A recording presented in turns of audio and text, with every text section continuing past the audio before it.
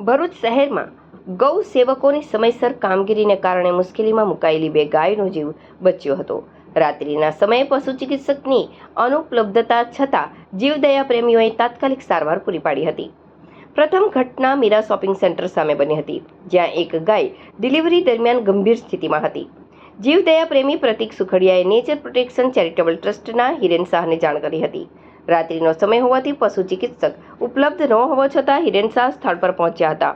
ત્યાં હાજર સંજય રાણાએ ગાયનું ગર્ભાશય બહાર નીકળી ગયેલું હોવાનું જણાવ્યું હતું. આ જાણ થતાં જ અન્ય ગૌપ્રેમીઓ અને ગૌ સેવકો પણ સ્થળ પર દોડી આવ્યા હતા. પશુ ચિકિત્સકની ગેરહાજરીમાં ગૌ સેવકોએ વિવિધ પ્રયાસો શરૂ કર્યા હતા.